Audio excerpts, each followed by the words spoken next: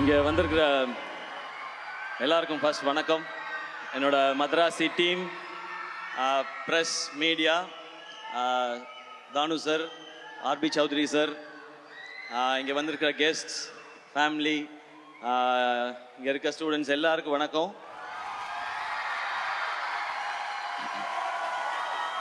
நான் விழும்போது கை கொடுத்து, எழும்போது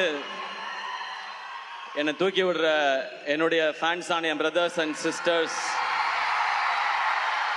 எல்லாருக்கும் வணக்கம், நன்றி. ஃபர்ஸ்ட் எல்லாருக்கும் ஒரு தேங்க்ஸ் சொல்லிக்கிறேன்.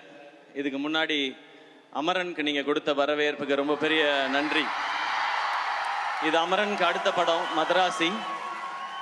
பட் இதுக்குள்ளே போகிறதுக்கு முன்னாடி நான் ஃபஸ்ட்டு யோசிச்சது என்னென்னா, இப்போ நம்ம ஒரு ஃபங்க்ஷன், ஒரு ஈவெண்ட் அப்படின்னா ஸ்டேஜ் முக்கியம், லைட்ஸ் முக்கியம், பெர்ஃபார்மன்ஸ் முக்கியம், இந்த மாதிரி சூப்பரான ஆங்கர்ஸ் முக்கியம்.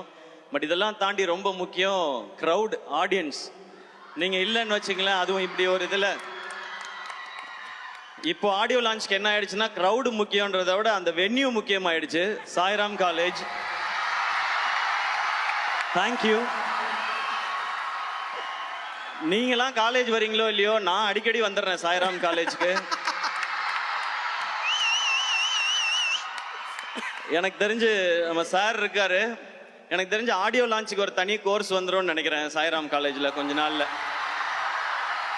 ஸோ எனக்கு முன்னாடி வரும்போது ஆடியோ லான்ச்சுக்கு போகிறோம், அங்கே எப்படி இருக்கும் அப்படின்னு தெரிலன்னு இருந்துச்சு. இப்போ சாய்ராமுக்கு போகிறோம், நம்ம இடத்துக்கு போகிறோம், என்ன ஜாலியாக இருக்கும் அப்படின்றது தான் ஃபீல். இது நான் சும்மா நீங்கள் கை தட்டுவீங்க அப்படின்றதுக்கு சொல்லலை. இங்கே இருக்கிற இந்த ஹீட்டில், இந்த வேர்வையில் கடந்த 4 மணி நேரமாக நீங்கள் ஒரு எனர்ஜி கொடுத்துட்டு இருக்கீங்கல்ல, வேற லெவல். இங்கே இன்னைக்கு மதராசி ஆடியோ லான்ச். இந்த படத்தை பற்றி பேசுறதுக்கு முன்னாடி நான் ஒரு சின்ன ஃப்ளாஷ்பேக் மட்டும் போயிட்டு வரேன். 2014 போயிட்டு வரேன். ஒரு 14 வருஷம் முன்னாடி, 12 ஒரு 14 வருஷம் முன்னாடி நான் வந்து ஆங்கராக இருந்த டைம்.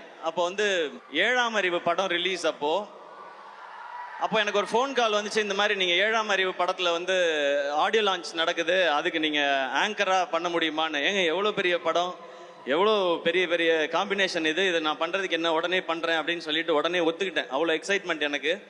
அப்புறம் ஒரு 2 நாளில் திரும்ப ஃபோன் வந்துச்சு, இல்லைங்க அது கரெக்டாக வராதுன்னு நினைக்கிறேன், அது வந்து ஒரு ஹீரோ வச்சு போகலான்னு முடிவு பண்ணிட்டாங்க, அதனால நீங்கள் அதில் ஆங்கரிங் பண்ண முடியாது, ஸ்கிரிப்ட் பண்ணுறீங்களான்னு கேட்டாங்க. நான் சொன்னேன், ஏங்க இவ்வளோ பெரிய படத்தில் ஏதாவது ஒரு பார்ட்டாக இருந்தால் கூட எனக்கு ஓகே தான், அதனால் நான் வந்து பண்ணுறேன்னு சொன்னேன். அந்த ஷோ வந்து ஜெய் அண்ணன் ஹோஸ்ட் பண்ணாங்க, எனக்கு அவரை ரொம்ப பிடிக்கும்.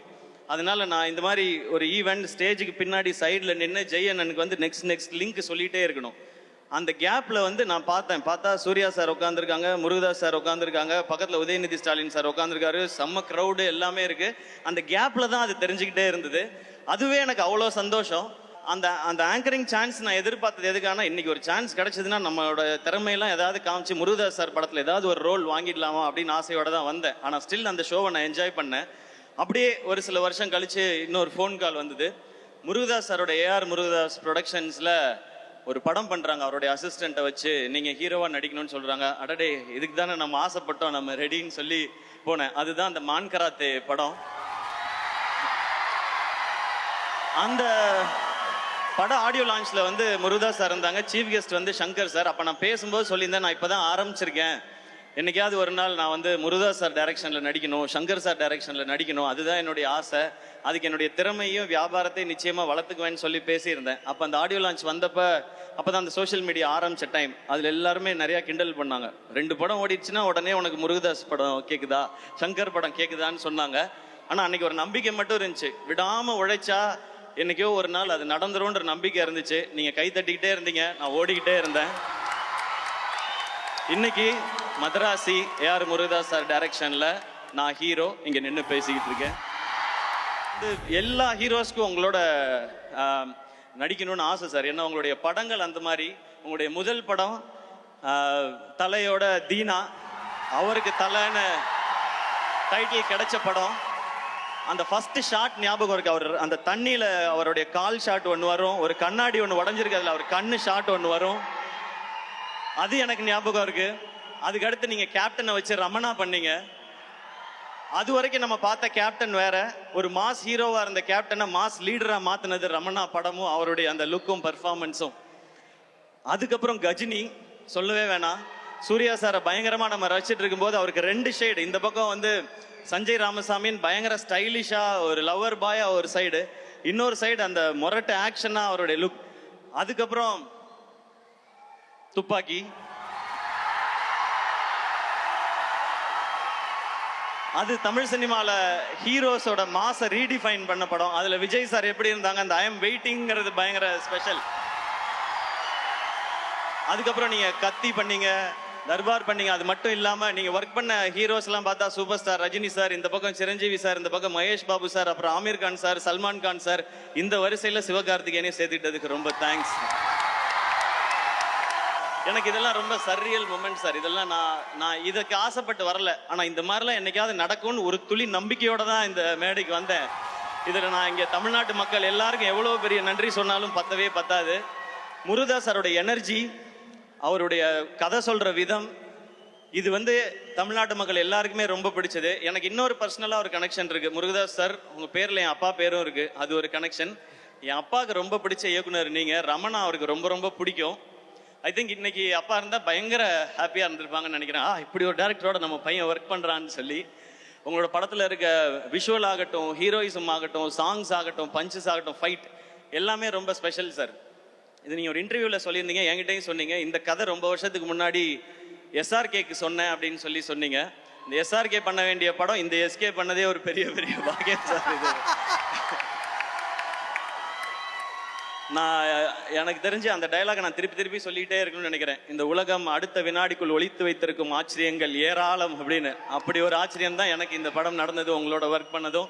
உங்களோட ஒர்க் பண்ண இத்தனை நாளும் நீங்க கொடுக்குற எனர்ஜி. சார் வந்து ரொம்ப ரேரா தான் டென்ஷன் ஆவாங்க, ஏன்னா ரொம்ப கூல், கரெக்டா வேலை நடந்தா போயிட்டேன். அப்படி சாரையே டென்ஷன் ஆக்குற குரூப் இருக்காங்க இங்க, அவரோட ஏடிஸ். ஸோ உங்களுக்கும் உங்க டீமுக்கும் ரொம்ப பெரிய நன்றி. இது பெரிய ஜேர்னி. சாரோட நம்மளால நிறைய பேச முடியாது, ஏன்னா சார் ரொம்ப ரொம்ப சீனியர். நான் 10th படிச்சுட்டு இருக்கும்போது சாரோட ஃபர்ஸ்ட் படம் வந்துச்சு. இன்னைக்கு என் பொண்ணு 7th படிச்சுட்டு இருக்கா. ஸோ அதனால அந்த ஒரு டிஃப்ரென்ஸ் இருக்கு. அது பட் உங்க ஏடி டீமோட தான் சார் நிறைய டைம் ஸ்பெண்ட் பண்ணிட்டே இருப்பேன். அது ஒரு செம்ம எனர்ஜி. அந்த இந்த படம் மொத்த எக்ஸ்பீரியன்ஸுமே எனக்கு செம்மையான எக்ஸ்பீரியன்ஸ். அண்ட் நீங்க இந்த படம் ஆரம்பிக்கும் போது ஒரு ஜாலியா அழகா சிம்பிளா அப்படியே லவ் போய் அப்படியே ஆக்ஷனுக்கு மாத்திருக்காங்க.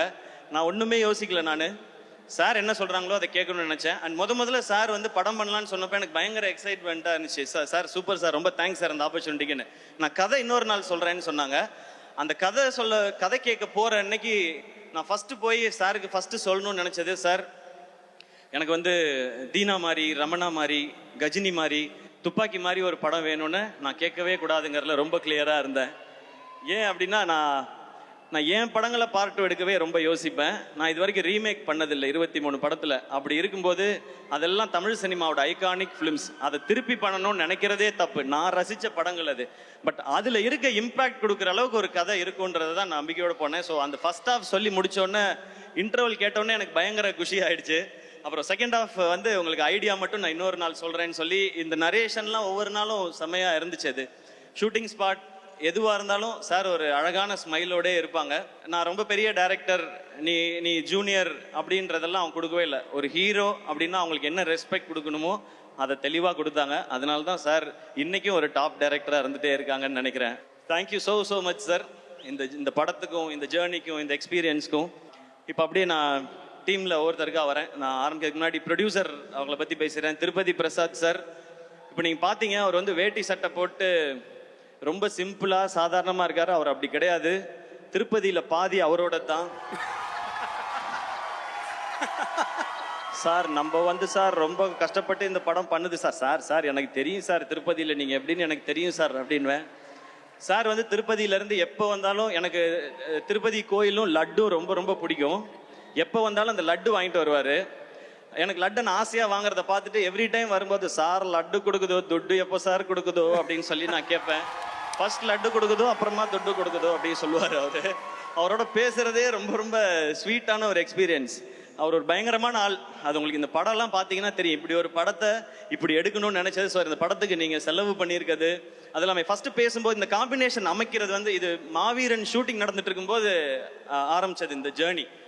அப்போ நமக்கு இருந்த வியாபாரத்துக்குள்ள ஆனால் முருகதாஸ் சார் இதில் அகாமடேட் பண்ணணும், எல்லாருக்கும் சேலரி கொடுக்கணும், ஒரு படத்துக்கும் செலவு பண்ணணும். நான் அவர்கிட்ட சொன்னது அதான், எனக்கு சேலரி பேசிக்காக என்ன சேலரியோ அதை கொடுங்க சார், நீங்கள் படத்துக்கு செலவு பண்ணுங்க சார், அப்புறமா ப்ராஃபிட் வரும்போது நான் அதில் ஷேர் பண்ணிக்கிறேன் சார்னு சொன்னேன். சூப்பர் சார், நல்லா சொல்லிச்சு சார், நம்ம இப்படி பண்ணது சார் அப்படின்னு சொல்லி சூப்பராக பண்ணார். பட் படத்துக்கு அவர் எந்த குறையும் வைக்காமல் அப்படி பண்ணியிருக்காரு. என்னை நல்லா பார்த்துக்கிட்டீங்க sir, thank you so much sir Prasad sir.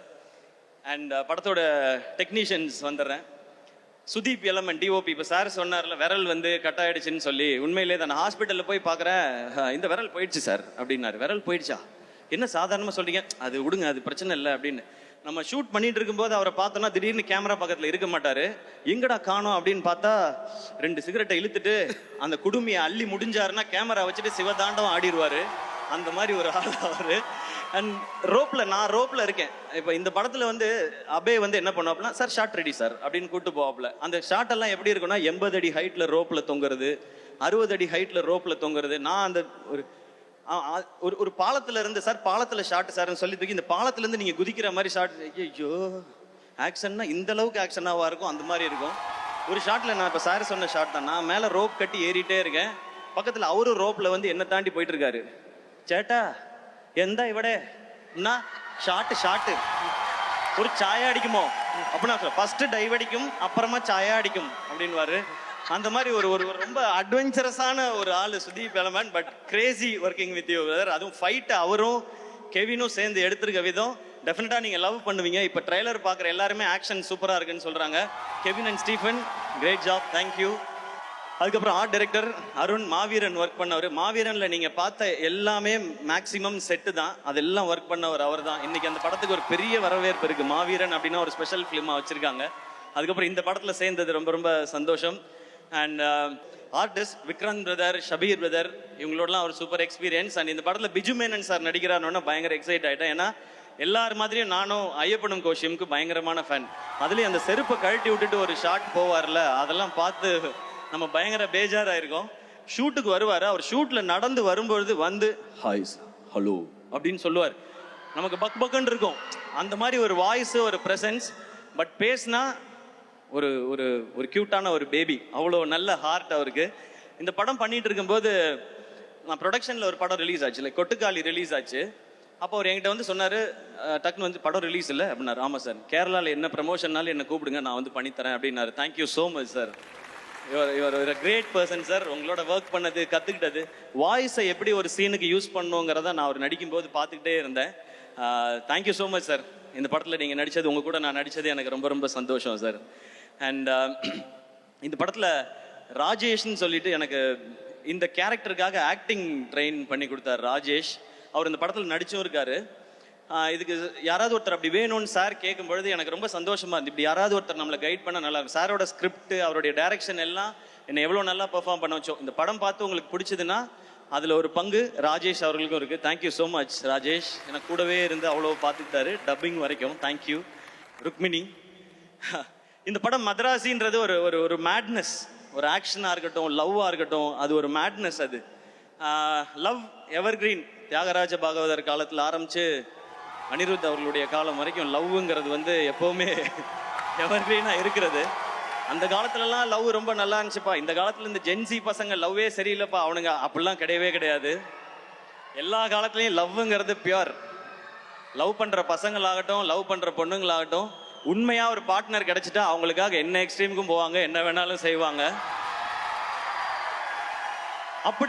அப்படி உண்மையாக ஒரு லவ் கிடைச்சா அந்த மாலதின்ற பொண்ணுக்காக ரகு என்ன எக்ஸ்ட்ரீம் வரைக்கும் போவான் அந்த பொண்ணுக்காக அப்படின்றது தான் இதனுடைய ரொம்ப கோர் தாட். கதையை ஒன்றும் ரொம்ப சொல்ல இல்லை சார். ஸோ அதான் சொல்லிட்டேன், அப்புறம் என்னன்றீங்களா சார்? இல்லை ஓகே சார், அவ்வளோதோடு நிறுத்திக்கிறேன் சார். நான் அதுக்கு ஒரு கேரக்டர் வேணும்போது சார் சொன்னாங்க ருக்மிணி இந்த ரோலை பண்ணுறாங்க அப்படின்னு சொன்னாங்க. ஏன்னா அந்த லவ்ன்றது அந்த அந்த ஹீரோயினையோ அந்த பொண்ணையோ நமக்கு ரொம்ப பிடிக்கணும். ஏன்னா ரியல் லைஃப்பில் பார்த்தீங்கன்னா ஒரு பையன் தான் ஹீரோவாக உணர்றதே ஒரு பொண்ணு அந்த பையனை திரும்பி பார்க்கும்போது தான். அந்த பொண்ணு அவனை லவ் பண்ணும்போது தான் அவன் தான் ஒரு ஹீரோன்னு நினச்சி இருப்பான் அவன்.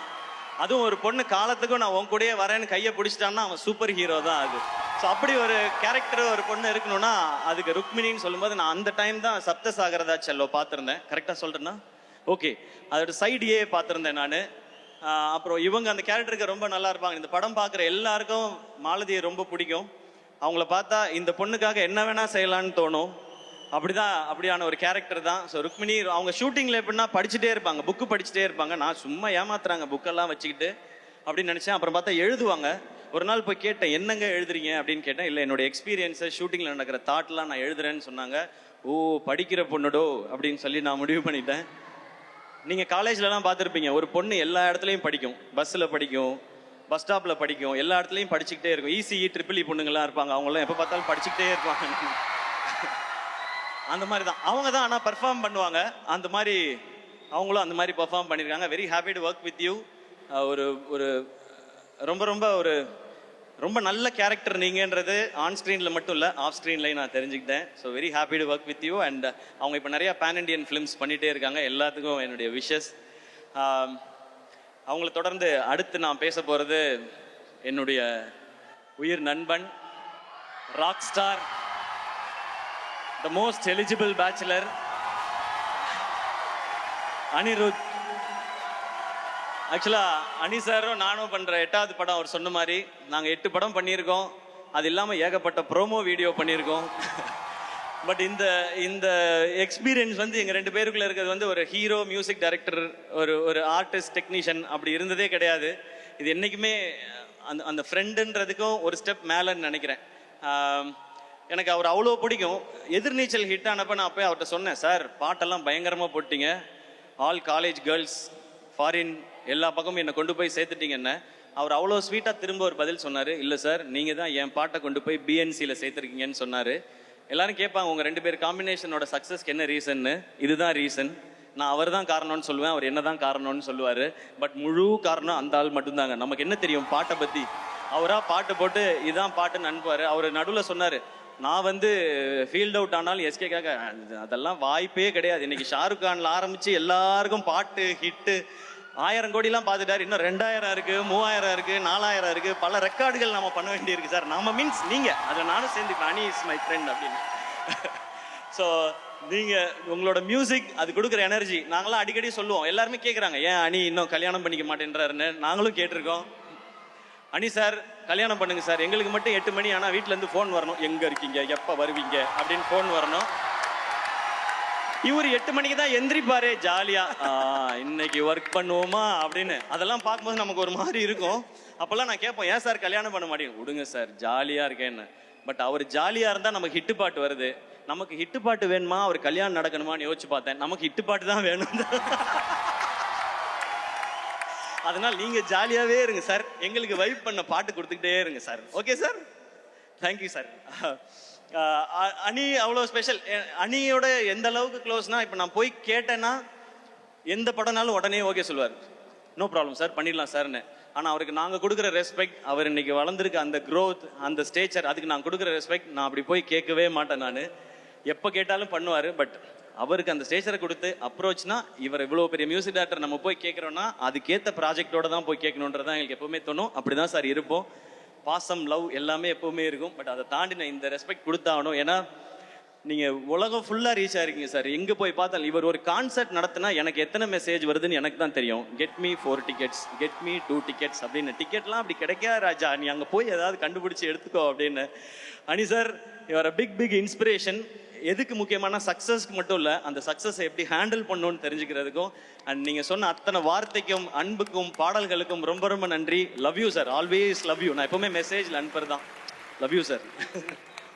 இந்த ப்ரோமான்ஸ் போயிட்டே தான் இருக்கும் எங்களுக்குள்ள, அது எப்போவுமே இருக்கும். அண்ணன் தம்பி அந்த மாதிரி ஃப்ரெண்டு எப்படி வேணாலும் வச்சுக்கலாம். Love you sir. அண்ட் மதராசிக்கு நீங்கள் கொடுத்துருக்க ட்ராக் சலம்பலை, அப்புறம் இப்போ வழிகிறேன். இன்னொன்று தங்கப்பூவேன்னு ஒரு பாடல் விவேக் ப்ரோ எழுதியிருக்காரு, ரொம்ப பியூட்டிஃபுல்லான சாங். அந்த சாங் நீங்கள் கேட்கறதுக்காக வெயிட் பண்ணிட்டு இருக்கோம். அண்ட் உங்களோட singers, lyricist super Subbu bro, super lyrics. And Aadesh bro thank you. And Vivek bro thanks. நான் ஆனால் தேங்க்ஸ்லாம் சொல்ல மாட்டேன், நம்ம நண்பர்களை அப்படியே மெயின்டைன் பண்ணிக்கலாம். ரொம்ப அழகான வரிகளோட அண்ட் ஒர்க் பண்ண மியூசிஷியன்ஸ், அனியோட டீம் எல்லாருக்கும் தேங்க்ஸ். நம்ம மேட்னஸ் இந்த படத்தில் சொல்லும்போது லவ் அண்ட் ஆக்ஷன் இருக்கு. ஆக்ஷன் இன்னொரு பக்கம் ஒரு பயங்கர மேடான ஒரு ஒர்க் இருக்கு. ஸோ வில்லன் யார் பண்றா அப்படின் போது சார் சொன்னாங்க வித்யுத் ஜாம்வால் அப்படின்னாங்க. வித்யுத் ஜாம்வாலா, அட்டேங்க அப்பா பயங்கரமா இருப்பாப்லையே அப்படின்னு சொல்லி தான் எனக்கு தோணுச்சு. அப்போ ஒரு ஷூட்டிங் ஸ்பாட் வந்தப்போ ஃபர்ஸ்ட் டே சந்திக்க போறேன். நான் என்ன பண்ணேன், தூத்துக்குடியில் ஷூட் பண்ணும்போது காலையில் 4 மணிக்கு எந்திரிச்சு திருச்செந்தூர் கோயில் போகிறதுக்காக கிளம்பிட்டு இருந்தேன். நான் வெளியே வந்தால் தூரத்தில் ஒரு உருவம், நல்ல ஹைட்டு, கை வந்து கிரிக்கெட் பேட் மாதிரி இருக்கு. ஆள் அப்படியே திரும்பினா அது வித்யுத் ஜாமால். அது அவர் வந்து ஹாய் அப்படின்னு கை கொடுத்தாரு. நம்ம வந்து வேஷ்டி சட்டை நெத்தியில பட்டை போட்டுக்கிட்டு ஹாய் அப்படின்னு சொல்லி கையை கொடுத்தேன். நான் சிவா அப்படின்னாரு. Yes sir, Siva Siva great man, I'm very happy to work with யூனாரு. கையை அப்பவே இறுக்கியா பிடிச்சாப்புல. ஐயோ இவர் கூட தான் நம்ம ஃபைட் பண்ணணுமான்னு சொல்லிட்டு ஓகே சார் சி யூ இந்த ஈவினிங் சொல்லிட்டு கோயிலுக்கு போய் நேராக முருகா அந்த மனுஷன்ட்டு மட்டும் நீ பத்திரமா பார்த்துக்க, ஒரு பஞ்சு மூஞ்சில் விழுந்தாலும் உனக்கு என்னை அடையாளம் தெரியாமல் போயிடும், இது ஓம் பொறுப்பு, நீ பார்த்துக்கன்னு சொல்லி வந்தேன். அப்புறம் அந்த ஃபைட் வந்துச்சு, கிளைமேக்ஸ் ஃபைட்டு. அப்போ நான் மனசுக்குள்ள நினச்சிக்கிட்டதெல்லாம் ஒன்று தான், அடிக்கிறோமோ இல்லையோ தடுக்கிறோம். லோஜக் மோஜக் பஜக், இதுதான் நம்ம தாரக மந்திரம்னு சொல்லிட்டு அங்கே போனேன். ஆக்ஷன் பண்ணும்போது அந்த ஆள் தடுக்கிறாப்புல, தடுக்கும் போதே வலிக்குது. நான் அங்கே நின்று பண்ணிட்டு வெளியே வந்து இந்த ஆள் உண்மையிலே அடிக்கிறான், இதை விடக்கூடாது அப்படின்னு சொல்லி இந்த ஃபைட்டை பயங்கரமாக பண்ணி, ஏன்னா அவர் ப்ரொஃபஷனல், அவர் பயங்கரமா you can do it man, come on man, you can do it. நீ கையை மட்டும் கொடுக்காத, நீ நசுக்கி விட்டுருவ, இந்த வேலையை வச்சுக்காது அப்படின்னு சொல்லி தான் நான் பண்ணேன். பட் ஃபைட்டை பயங்கரமாக பண்ணி ஆகணும், ஏன்னா ஸ்கிரிப்டோட ரொம்ப பீக் மூமெண்ட் அது, கிளைமேக்ஸ் பயங்கரமாக இருக்கணும்.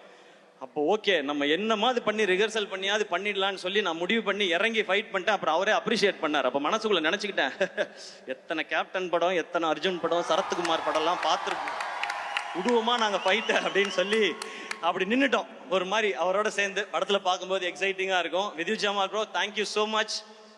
ஏன்னா அந்த சிங்க் வரணும் 2 பேருக்கும், இல்லைன்னா கண்டிப்பாக 1-2 அடி விழும். அப்படியே விழுந்துச்சு, ரெக்கவர் ஆகிறதுக்கு 2-3 நாள் ஆச்சு. பதிலுக்கு அவருக்கும் 2-3 விழுந்திருக்கும், நம்மளும் அதை பண்ணியிருப்போம் இல்லையா? அந்த மாதிரி தானே நம்ம ஸ்கூலில் கில்லுனாலே சும்மா இருக்காது, இல்லை திருப்பி கில்றாள், நம்ம எப்படி அப்படி விடுவோம். ஸோ அதெல்லாம் நடந்துச்சு. பட் ஒரு ஒரு கிவ் அண்ட் டேக்கில் நல்லா வந்திருக்குன்னு நம்புகிறேன். சார் அப்ரிஷியேட் பண்ணும்போது ரொம்ப சந்தோஷமாக இருக்குது. இந்த இந்த இந்த ஷூட்டிங் ஸ்பாட்டே ஒரு மாதிரி நமக்கு ஒரு ரொம்ப சரியலான எக்ஸ்பீரியன்ஸ் தான்.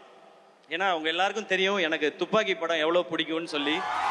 நான் அந்த டைமில் போட்ட ட்வீட் ஒன்று இருக்குது, இன்னைக்கு தேதியில் கையில் துப்பாக்கி வச்சிருக்கவனோட துப்பாக்கி டிக்கெட் வச்சிருக்கவன் தான் பெரிய ஆளு, I got the FDFS ticket ஐசேன்னு சொல்லியிருப்பேன். அந்த அளவுக்கு எனக்கு அந்த படம் பிடிக்கும். அந்த படம் ட்ரெய்லர் வரும்போதே எனக்கு அவ்வளோ ஆர்வம். இப்போ ஷூட்டிங்கில் யோசிச்சு பாருங்க, எனக்கு இந்த பக்கம் துப்பாக்கி டைரக்டர், இந்த பக்கம் துப்பாக்கி வில்லன், நடுவில் நம்ம, அண்ட் இதுக்கு நடுவில் வந்து விஜய் சார் வந்து அவரோட ஒரு சீன் நமக்கு துப்பாக்கி கொடுக்குற மாதிரி.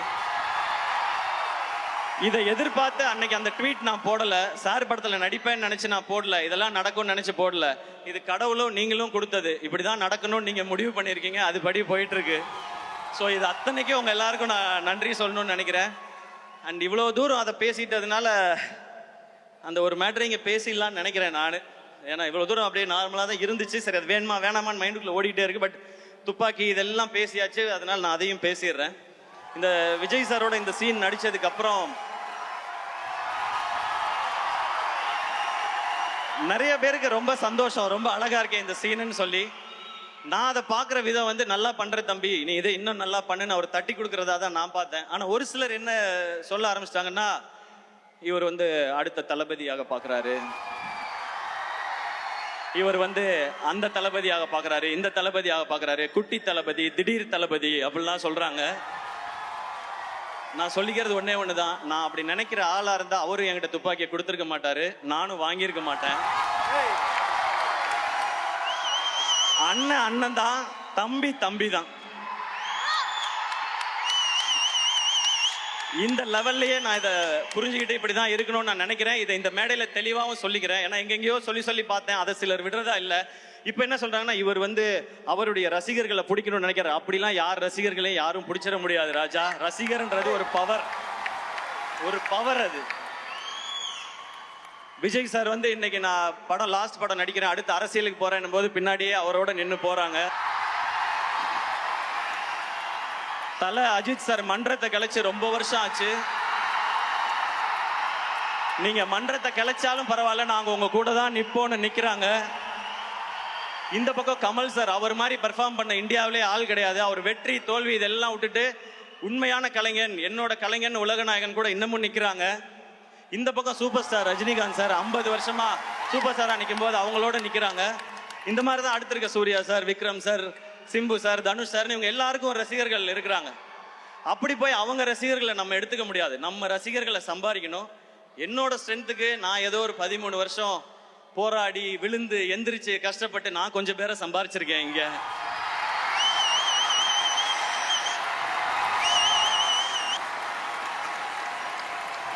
உங்களுக்கும் எனக்கும் இருக்க கனெக்ஷன் ஒன்னே ஒண்ணுதான். என்னுடைய ஃபேன்ஸான என் பிரதர்ஸ் அண்ட் சிஸ்டர்ஸ், உங்களுக்கும் எனக்கும் இருக்கிற கனெக்ஷன் ஒன்னே ஒண்ணுதான். நான் நல்லா இருக்கணும், என் குடும்பம் நல்லா இருக்கணும், நான் ஜெயிக்கணும்னு நீங்க நினைக்கிறீங்க, அதே தான் நானும் நினைக்கிறேன். நீங்க நல்லா இருக்கணும், உங்க குடும்பம் நல்லா இருக்கணும், நீங்களும் வாழ்க்கையில ஜெயிக்கணும்னு நான் நினைக்கிறேன். இவ்வளவுதான் நமக்குள்ள இருக்க பாண்டிங். இதுக்குள்ள 1000 விமர்சனம் வரும், அதை பத்தி நம்ம கவலைப்பட வேணாம். நல்ல விமர்சனங்கள் வந்தா நம்மளை திருத்திக்கிறதுக்கு எடுத்துப்போம். தேவையில்லாத, ஏன்னா விமர்சனங்கள் பார்க்காத ஆளே கிடையாது. சச்சின் டெண்டுல்கர் எல்லாருக்கும் பிடிச்சவர் தான். அவர் என்ன சொன்னாங்க, 90s வந்தாலே நர்வஸ் ஆயிடுவாரு, அவர் அவுட் ஆயிடுவார். டேய் 100 அடிச்சவனாடா 90 வந்தா நர்வஸ் ஆகுறான், என்னடா பேசுறீங்கன்றது இருக்கும். இந்த பக்கம் இப்ப வந்தா ஒரு ஐபிஎல் கொஞ்சம் ஒரு மாதிரி இருக்கும்போது தோனி அவரை பத்தி அவர் எதுக்குங்க இதுக்கு என்னங்க ஏதுன்னா 5 IPL cup Chennai super Kings அடிச்சிருக்கு. இது போய் நீங்க இவர் இருக்கலாமா போலாமான்னு. சோ அப்பேற்பட்ட சாதனை பண்ண அவருக்கே விமர்சனங்கள் வருதுன்னா நம்ம இப்பதான் ஆரம்பிச்சு போயிட்டு இருக்கோம். நம்ம மேலே விமர்சனங்கள் வரும், அதுல நல்லதை எடுத்துப்போம். என்ன நம்ம மேல புதுசா விமர்சனம் வருது. நான் ஏதாவது ஒரு படம் நல்லா இருக்குன்னு கூப்பிட்டு பாராட்டணும், இதோ இவரு பாராட்டுறாருப்பா இந்த படத்தை அப்படின்றாங்க. அவங்களுக்கு நம்ம என்ன பதில் சொல்ல முடியும்? நல்லது பண்றதுக்கு நாங்க ஏன்டா யோசிக்கணும், இதை இப்படியே நாங்க பண்ணிட்டு போயிட்டே இருக்கோன்றதான் நம்ம சொல்லணும்னு நினைக்கிறோம். அதனால இதுக்குள்ள உண்மையிலே நம்ம இந்த தவறை திருத்திக்கிட்டா நல்லா வரலான்ற விமர்சனங்கள் இருக்கும். அதை நம்ம கரெக்டா கிராப் பண்ணிக்கணும். சோசியல் மீடியால எதையாவது சொல்லுவாங்க, முகம் தெரியாத ஆட்கள் நம்மளை ஏதாவது நம்ம கான்பிடன்ஸ் உடைக்க நினைக்கிறாங்கன்னா அதுக்கு நீங்க முதல்ல இதாயிடாதீங்க. ஏன்னா நம்மளுடைய இலக்கு இங்க யாரையும் போட்டியா நினைக்கிறது இல்லை, யாரையும் ஜெயிக்கிறது இல்லை, அன்பை சம்பாதிக்கிறது. நான் உங்களை சம்பாரிச்ச மாதிரி நீங்க என்ன சம்பாரிச்ச மாதிரி, இதுதான் நம்மளுடைய மெயின் மோட்டிவா இருக்கணும். ஒரே ஒரு இன்சிடென்ட் மட்டும் சொல்லிடுறேன். அமரன் படம் வந்து டிவியில டெலிகாஸ்ட் ஆச்சு.